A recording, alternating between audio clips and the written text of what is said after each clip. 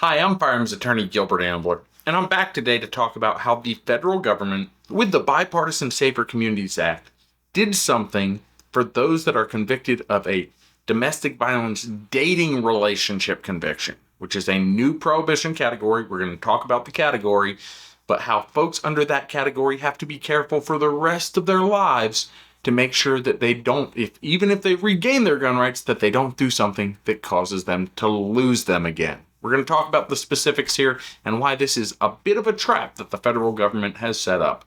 But before we dive into that, if you have not yet hit that subscribe button, what are you waiting for? Hit that subscribe button, like, comment with your thoughts, share with your friends, and this is important to share with your friends because I don't want to see any of your friends get jammed up under federal law. And keep us posted if there are additional subjects that you want to hear.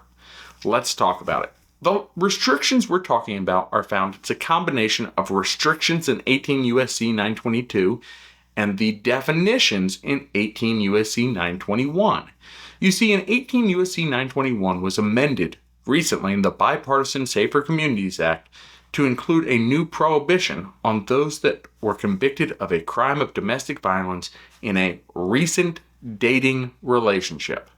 Previously, if you were just dating a person and you were convicted of a misdemeanor crime of violence against that person, provided you did not live together, it would not have affected your gun rights at the federal level. The federal government amended their laws to add this additional restriction. If you've been convicted of and were in a dating relationship, even if you didn't live together, it now affects your gun rights. But in order to get this passed, they came up with a compromise. The compromise was this. They said, if this was a first offense and you remain conviction-free for 5 years, you're not subject to anything else that would restrict you from firearms, your rights are automatically restored at the federal level after 5 years, provided, again, it was a conviction only for a dating relationship where you didn't live together. The trap is this. They say that the person has their rights restored provided they are not otherwise subject to the restrictions of this chapter.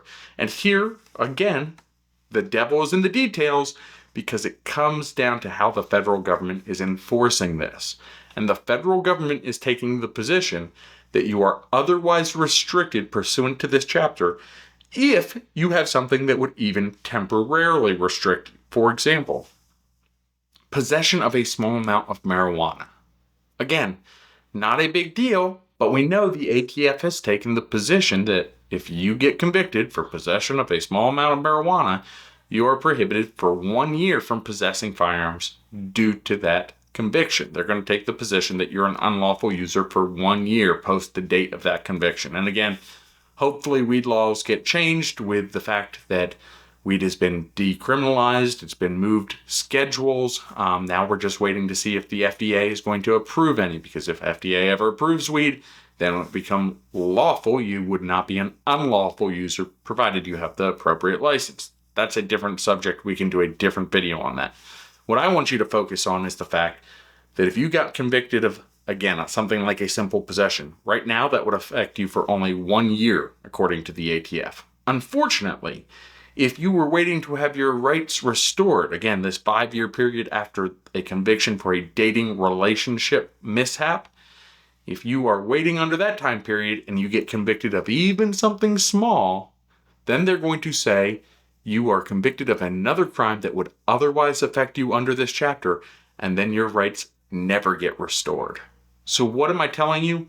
If you are convicted after being in a recent dating relationship of a misdemeanor, you need to absolutely keep your nose and your car and everything else clean, because you can't afford even little additional convictions that would render you a prohibited person under 18 U.S.C. 922.